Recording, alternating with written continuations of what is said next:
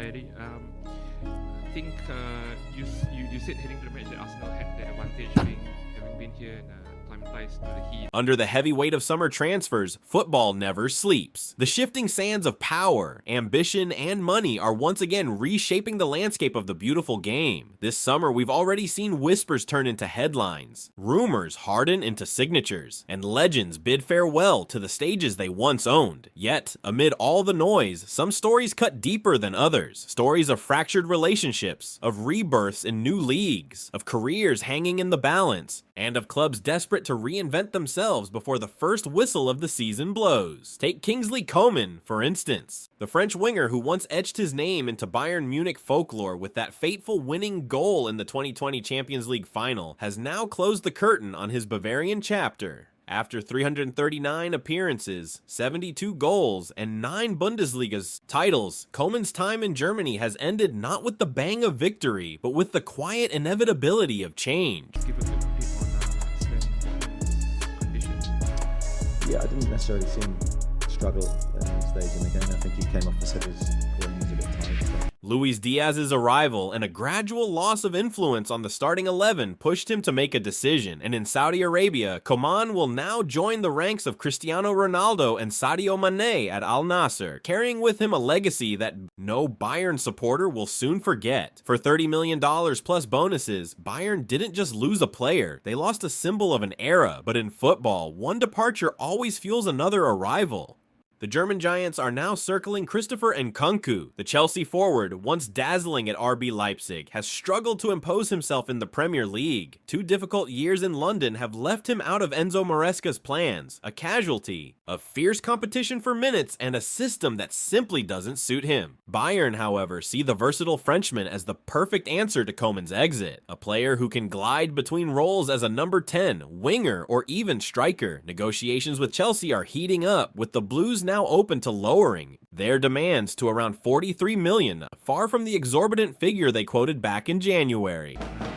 Just getting on with things. Very much with that mindset, really. I think it's business as usual for the players. You don't get a chance when you come onto the... For Nkunku, a return to the Bundesliga isn't just logical. It feels like destiny, a chance to resurrect his reputation in a league that once celebrated him as one of its brightest stars. Meanwhile, in London, Tottenham have found themselves scrambling. James Maddison's injury has left a gaping hole in their creativity, and the spotlight has quickly turned to Crystal Palace's Ebereki Eze. The playmaker, with his silky dribbling, versatility, and eye for goal, has long been admired across the Premier League. Arsenal flirted with the idea of signing him but never made their move. Now, Spurs are pushing forward, with talks intensifying around a deal worth 55 million, though his contract still harbors a release clause closer to 68 million. For Easy, the chance to stay in London, play Champions League football, and step onto the biggest stage under Thomas Frank's guidance feels irresistible. Palace, however, won't let their gem go easily, and the clock is ticking. If Spurs are chasing ambition, Manchester United are chasing solutions to long-standing problems. Sort of creeping closer, and I know you're in talks with a few different people, but is anything creeping closer? Not as far as I'm aware, but obviously I'm not doing that.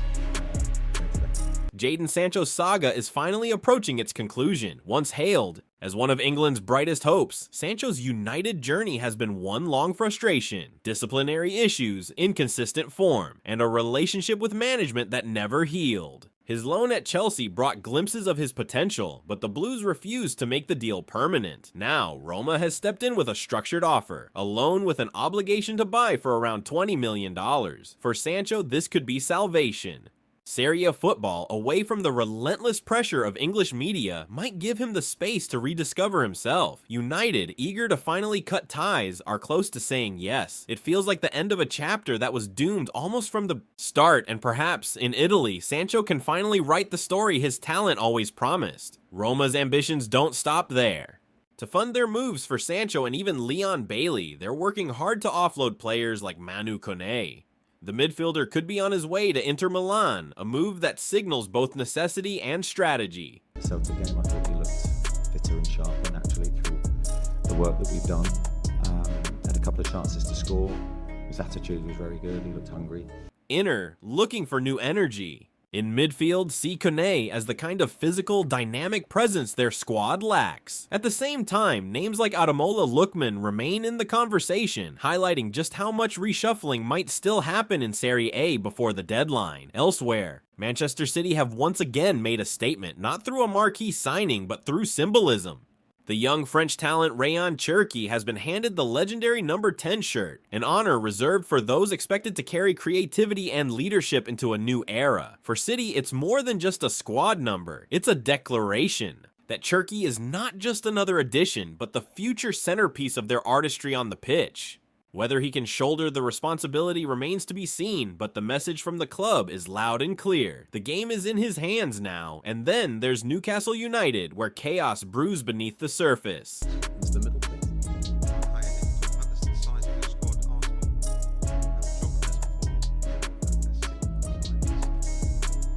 Alexander Isak, the Swede, who many saw as the Magpies' talisman for years to come, is now in open conflict with the club. His absence from the squad against Aston Villa, his refusal to play, and his camp's pointed criticism of Newcastle's treatment have sparked a storm that shows no signs of calming. The player's agents have urged him to stand firm, not to show weakness, and the tension is palpable. Officially excluded from the squad, Isak is edging closer to the exit, and Liverpool are circling. Arne Slot has already hinted at the need for a striker, subtly acknowledging Isak as the perfect fit for his system. Newcastle, desperate to cover themselves, are moving quickly for Yohan Wissa from Brentford. The striker's exclusion from his club's matchday squad and his insistence on a move to St. James's Park underline just how rapidly this domino effect could unfold. One exit, one arrival, and the face of Newcastle's attack will change forever. For Isak, the writing is on the wall. A transfer to Liverpool feels not just possible, but inevitable. Even away from the main headlines, the transfer wheel keeps spinning.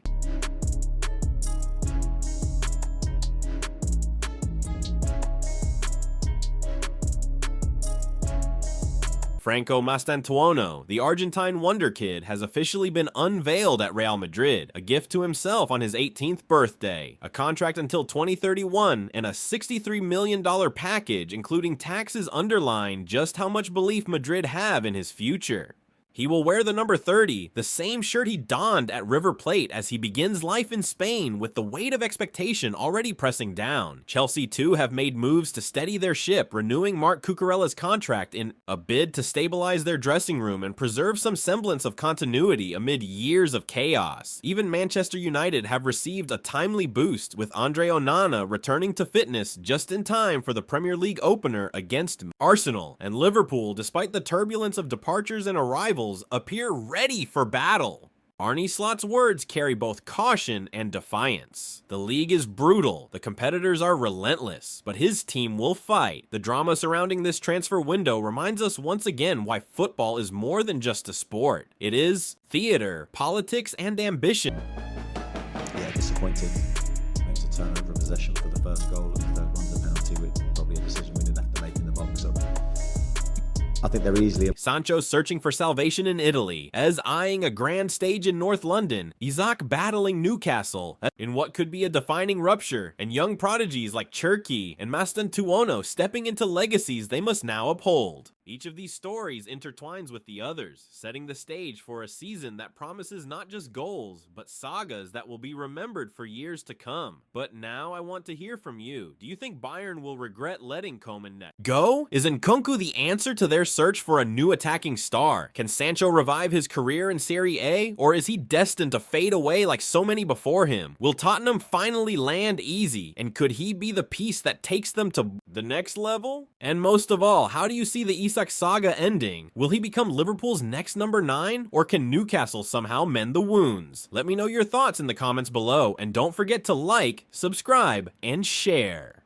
so you never miss an update on football's ever-turning drama. Word count 4318. Do you want me to lean heavier on the Isak drama and Liverpool connection to make that the centerpiece of the story, or keep this balanced across all the transfers like it is now?